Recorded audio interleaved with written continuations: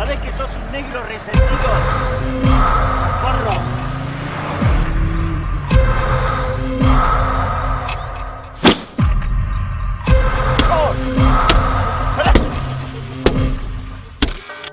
سلام، به دوست مووی خوش اومدین. امروز میخوایم خلاصه اپیزود سوم از فیلم قصه های وحشیانه رو ببینیم. محصول سال 2014 کشور آرژانتین و نامزد جایزه اسکار بهترین فیلم خارجی زبان سال 2015. بریم برای خلاصه فیلم. اپیزود قوی ترین از فیلم قصه های وحشیانه. شخصیت ها: دیگو، ماریو. دیگو با ماشین 0 کیلومتر و گرون قیمت خودش در جاده‌ای خلوت بیرون از شهر مشغول رانندگیه. او به یه ماشین فرسوده میرسه که در لاین سرعت به آرومی در حال حرکته. دیگو برای او چراغ و بوق میزنه تا مسیر رو براش باز کنه، اما ماشین کنار نمیره. دیگو سعی میکنه از لاین دیگه سبقت بگیره که راننده خودرو راه رو بر دیگو میبنده. بعد از کمی کش و قوس دیگو موفق میشه از ماشین جلویی سبقت بگیره و در حین سبقت به نشونه اعتراض به او فحاشی میکنه. راننده مقابل که چهره‌ای شرور و هیکلی تنومند داره فقط لبخند میزنه. دیگو از زبان بدنش هم برای تمسخر او استفاده میکنه و با سرعت دور میشه. چیزی نمیگذره که فرمون ماشین دیگو شروع به لرزیدن میکنه.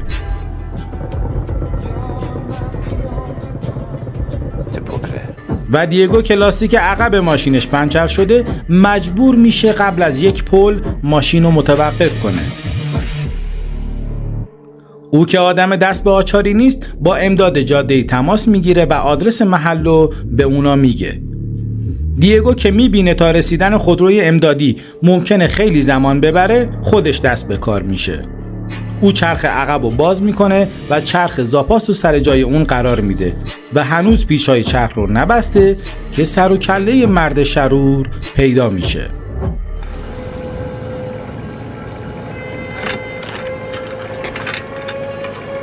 دیگو با دیدن او فوراً به داخل ماشینش میره و سعی میکنه چیزی به روی خودش نیاره.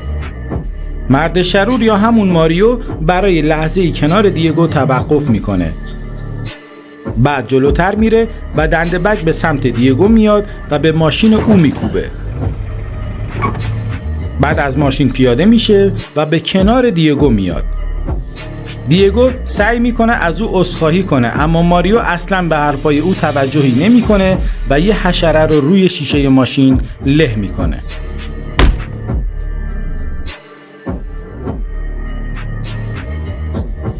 وقتی دیگو میخواد با برف پاکن شیشه ماشین رو تمیز کنه، ماریو برف پاکن رو از جا میکنه. در همین لحظه سر و کله یک ماشین محلی پیدا میشه و دیگو سعی میکنه با بوق زدن به او بفهمونه که به کمک نیاز داره. اما ماریو با عادی جلوه دادن شرایط ماشین رو از توقف کردن منصرف میکنه. بعد آچار چرخ رو بر میداره و شیشه جلو رو خورد میکنه. دیگو که میبینه ماریو قصد نداره این بازی رو تموم کنه با پلیس تماس میگیره و شرایط رو گزارش میده. ماریو که میدونه تا رسیدن پلیس هنوز زمان داره دست به اقدام عجیب و چندشاوری میزنه.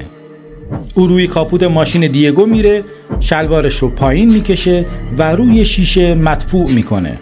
دیگو حسابی اعصابش خورد شده اما جرأت پایین اومدن نداره. ماریو که قصد داره تا جایی که میتونه دیگو رو تحقیر کنه رو به او میچرخه و این بار روی ماشین او با خونسردی کامل ادرار میکنه. دیگو حسابی کلافه شده اما کاری از دستش بر نمیاد. ماریو که ظاهراً دیگه چیزی به ذهنش نمیرسه سوار ماشینش میشه تا بره. اما دیگو که حسابی تحقیر شده تصمیم میگیره از ماریو انتقام سختی بگیره. او ماشینش رو روشن میکنه و سعی میکنه ماشین ماریو رو به داخل رودخونه بندازه و موفق هم میشه.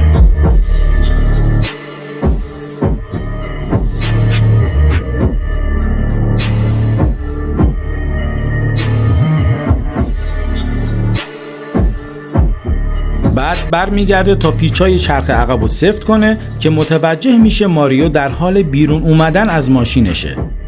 حالا ماریو با سر و صورت زخمی و عصبانی تر از قبل به طرف دیگو میاد. دیگو فوراً سوار ماشینش میشه و فرار میکنه.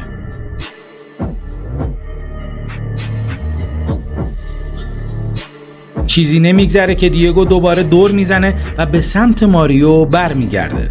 او سعی میکنه ماریو رو زیر بگیره و کارشو تموم کنه، اما ماریو با خوششانسی خودشو نجات میده. دیگو دوباره دور میزنه تا هر طور شده ماریو رو زیر بگیره و درست در لحظه آخر چرخ عقب از جاش در میره و دیگو کنترل ماشین رو از دست میده و به داخل رودخونه سقوط میکنه و از حال میره.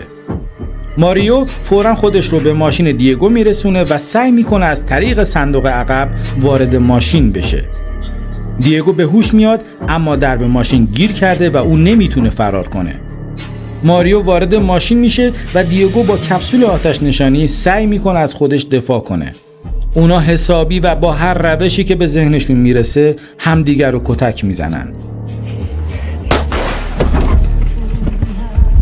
اما در نهایت این ماریویی که بر دیگو غالب میشه و حسابی اونو کتک میزنه. دیگو دیگه رمقی براش باقی نمونده و نمیتونه جلوی ماریو مقاومت کنه.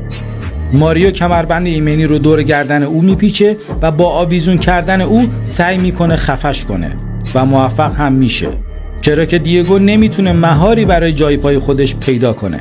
ماریو به همین مقدارم بسنده نمیکنه و در اقدامی جنون‌آمیز سعی میکنه با آتش زدن باک بنزین ماشین و دیگو رو یک جا با هم منفجر کنه.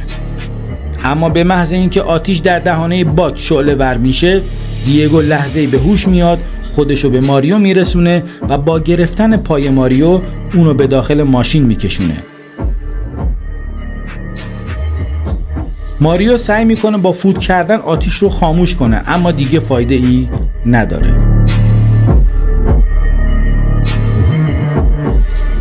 در نمای بعدی خودروی امدادی رو میبینیم که به محل حادثه رسیده و دنبال ماشین دیگو میگرده که به یک باره انفجاری مهیب شکل میگیره.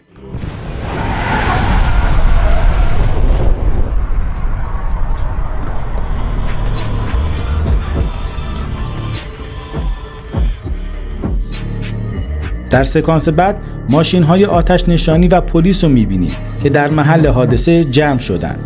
دیگو و ماریو به طور کامل داخل ماشین سوختن و حدس اولیه کاراگاهان یک جنایت عشقیه.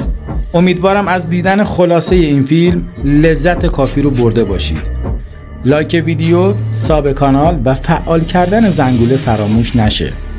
ضمناً اگه پیشنهاد یا انتقادی دارین حتما کامنت کنید.